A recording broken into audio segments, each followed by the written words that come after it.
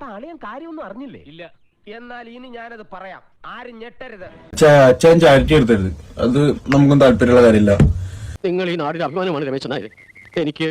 എനിക്ക് അഭിനന്ദിക്കാൻ വീണ്ടും വാക്കുകൾ കിട്ടുന്നില്ല. കറക്റ്റ്. ഒരു 39 വീടിനെ കണക്ക് പറഞ്ഞല്ലേ, ആ 39 വീടിന്റെ തെളിവാണെങ്കിൽ സീക്രട്ട് ഏജന്റ് വീഡിയോ ഇട്ടുണ്ടല്ലോ.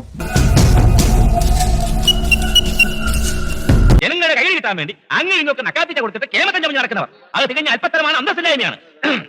മറുപടി ഇട്ടോട് വീഡിയോ ഇല്ലാണ്ടെങ്കിൽ ഒരു കാര്യം ചെയ്യും. എനിക്ക് എവിടെ അനീതി കണ്ടാലും അതിനെ എതിർക്കാനുള്ള ഒരു മനോഭാവം വളരെ ചെറുപ്പത്തിലേ ഉണ്ടായിരുന്നു.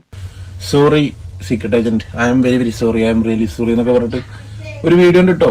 മാപ്പ് ജയം പറയൂല കേട്ടാ. പ്രശ്നം കഴിഞ്ഞു. ഇല്ലാന്നുണ്ടെങ്കിൽ എന്താവും, വീഡിയോ കോൾ ചെയ്ത് വേണം വിട്ടതും.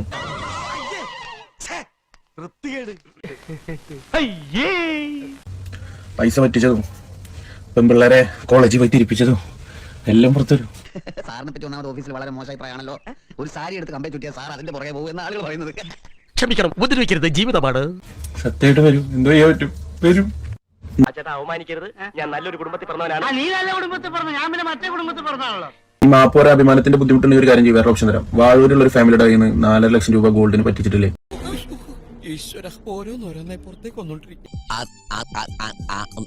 അതോ അത് ഞാനല്ല, ആ ഫാമിലി കുറച്ച് ഫിനാൻഷ്യൽ ബുദ്ധിമുട്ടിലൂടെ കടന്നു ഫാമിലിയാണ്.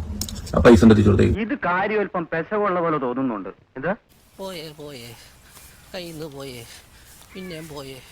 ഇല്ലാന്നുണ്ടെങ്കിൽ കിയ സെൽറ്റോസിലെ കാറ് ഞാൻ താഴ്ത്തിക്കിടട്ടെ? വേണ്ട. അതെന്താ വേണ്ടാത്തെ? വേണ്ട അതന്നെ. റെഡ് ഷർട്ട് ഇട്ടിട്ട് കാണിച്ചു കൂട്ടിയതൊക്കെ നാട്ടുകാർ കാണും. അത് ശരി, നിങ്ങൾ എന്നെ ബ്ലാക്ക് മെയിൽ ചെയ്യാൻ ശ്രമിക്കണം. ബ്ലാക്ക് മെയിലോ ഗ്രീൻ മെയിലോ മദ്രാസ് മെയിലോ ജീവിക്കാൻ വേണ്ടി ഞാൻ എന്തും ചെയ്യും, ഏത് വേഷവും കിട്ടും. അതാണ് കാണും. അങ്ങനെയൊക്കെ ഉണ്ടെന്നുണ്ടെങ്കിൽ അച്ചായൻ പെട്ടു തന്നെ വേണമെങ്കിൽ